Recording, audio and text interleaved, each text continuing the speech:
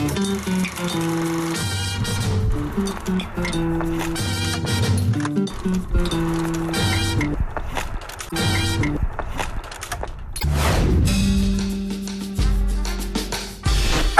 με φίλους, παίζουμε ένα φιλικό αγώνα μπάσκετ. Αισθάνομαι ένα πολύ ελαφρύ βάρος στο στήθος, χωρίς να δώσω καμία σημασία, ανεπαίσθητο. Πίνουμε νερό, κάνουμε ένα τσιγάρο και καταλαβαίνω ότι κάτι δεν πάει καλά.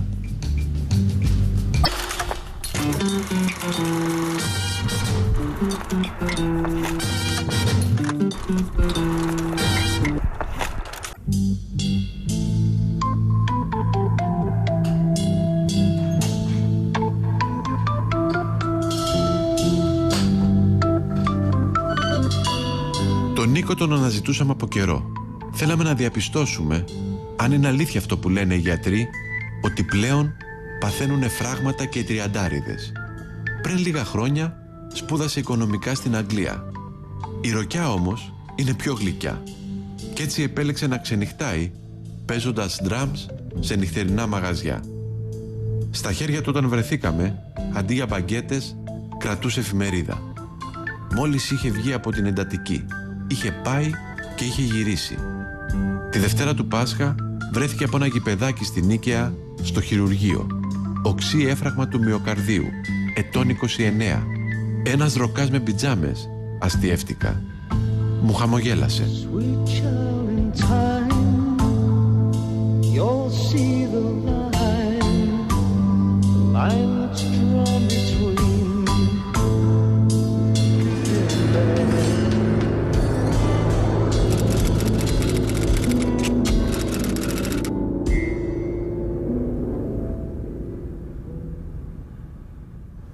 Άσο τη ζωή.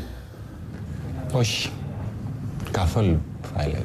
Νύχτα δουλειά, χωρίς ποτό, με πολύ καλή διατροφή. Το μόνο κακό ήταν το τσιγάρο, δηλαδή. Το μόνο κακό ήταν το τσιγάρο και το ξενύχτη. Άλλες ουσίες. Ποτέ. Για κανένα λόγο. Όταν λέμε τσιγάρο, πόσο? 2 πακέτα. Πόσα χρόνια? 10. 40 βαριά τσιγάρα την ημέρα. 40. Το μόνο το οποίο ουσιαστικά ενοχοποίησαν με βάση τις εξετάσεις μου για αυτό το οποίο έπαθα. Το πρώτο τσιγάρο πότε? 19. Ήταν ένα δείγμα μαγιάς, ήταν ένα δείγμα θες αντρισμού. Αυτό δεν το πολύ πίστευα πάντα. Το έκανα περισσότερο για μένα. Στην οικογένειά μου καπνίζαν και οι 2 μου γονείς, οπότε ήταν κάτι το οποίο ήμουν εξοικειωμένος στο να το βλέπω. Τι συνέβη λοιπόν τώρα? Τώρα συνέβη, είμαι με φίλους, παίζουμε ένα φιλικό αγώνα μπάσκετ. Αισθάνομαι ένα πολύ ελαφρύ βάρος στο στήθος, χωρίς να δώσω καμία σημασία, ανεπαίσθητο. Πίνουμε νερό, κάνουμε ένα τσιγάρο, συνεχίζουμε. Βγάζουμε τον αγώνα, τελειώνοντας, πηγαίνω σπίτι,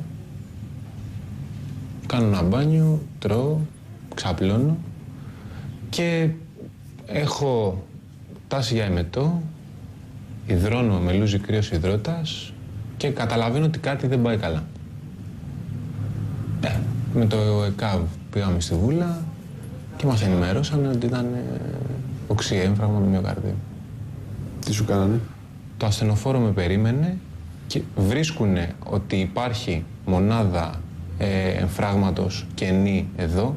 Έρχομαι εδώ πέρα, μπαίνω κατευθείαν στο χειρουργείο, μου κάνουν τη στεφανιογραφία και δόξα τω Θεώ όλα καλά. Αν γυρνούσες στον χρόνο πίσω? Αν δεν συνέβαινε αυτό το πράγμα, δεν υπήρχε περίπτωση να το έκοβα ποτέ. Πάντα είχα την αίσθηση ότι μπορούσα να το κοντρολάρω. Ότι θα μπορούσα να το πετάξω οποιαδήποτε ώρα και στιγμή, εδώ δεν είναι έτσι. Αισθανόμαστε πολλές φορές μικροί θεοί, Ναι. ότι εμείς το ελέγχουμε, Ότι ενώ εμείς στην το ουσία μας ελέγχουμε. ελέγχει αυτό. Σαφώς. Και φαντάζομαι συντρόφευες όλα τα σημαντικά της ζωής σου με ένα τσιγάρο, Το τσιγάρο είναι Ένα κορίτσι, ένα τσιγάρο. Μια απογοήτευση, ένα τσιγάρο. Ένα φιλί, ένα τσιγάρο. Το τσιγάρο είναι παρέα σε πολλά πράγματα. Σε μένα έχει σταθεί σε πολλά πράγματα. Και στην ερωτική απογοήτευση, και με τον καφέ, και με το τάβλι, και μετά το φαγητό, και μετά το σεξ. Οι γιατροί είναι απόλυτοι ότι ευθύνεται το τσιγάρο για αυτό που έζησες? Ναι. Ναι. Δεδομένου του γεγονότος ότι δεν έχω καθόλου χολυστερίνη, καθόλου τριγλικερίδια, δεν πίνω καθόλου, δεν έχω κάνει χρήση ναρκωτικών ουσιών ποτέ.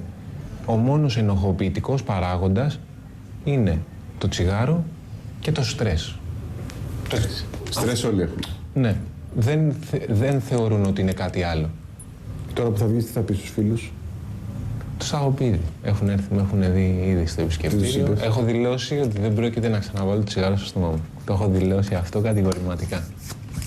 Πέταξε τους αναπτήρες, Πέταξα το πακέτο. Το αναπτήρα όχι ακόμα. Δεν έχω κάπνισει και ούτε σκοπεύω να κάπνισω ξανά. Για κανένα λόγο. Επειδή η δουλειά μου απαιτεί μεγάλη σωματική κόπωση και από ό,τι μου πάνε και οι γιατροί πρέπει να κάνω θυσίες για να μπορέσω να τη συνεχίσω, είμαι διατεθειμένος στο τσιγάρο να μην το ξαναβάλω στο στόμα μου. Δεν κάπνιζες μόνο 40 τσιγάρα. Κάπνιζες και τα τσιγάρα των άλλων το βράδυ. Σίγουρα. Δηλαδή λένε ότι 2 ώρες σε ένα κλειστό μαγαζί της νύχτας, κλαμπ, μπουζούκια, είναι ένα πακέτο τσιγάρα. Ακόμα και αν δεν καπνίζεις. Ναι, σίγουρα. Πολύ επιβαρυντικό. Γι' αυτό έχουμε και βαρέα ένσημα. Έκοψε κανείς φίλος στο τσιγάρο? Μου έχουν δηλώσει ήδη 3 άτομα ότι θέλουν να το κόψουν από μόνοι τους. Γιατί έχουν φοβηθεί πολύ. Είναι πολύ οδυνηρό να βλέπεις έναν άνθρωπο 28,5 να έχει περάσει να παίζει με το θάνατο. Δηλαδή, ναι, εγώ πήγα και ήρθα. Έτσι ναι, όπως, αν το νοσοκομείο ήταν λίγο πιο μακριά ή δεν είχε καινή θέση. Δεν το συζητάμε.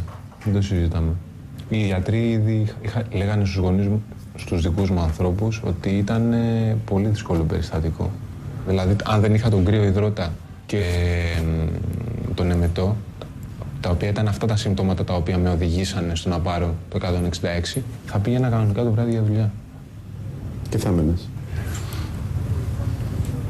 Προφανώς. Τώρα με οξύεμφραγμα του μυοκαρδίου, πόσο να τη βγάλεις? Γεια σου, Νίκο μου. Να είσαι καλά, αδερφό. Να προσέχεις. Ευχαριστώ.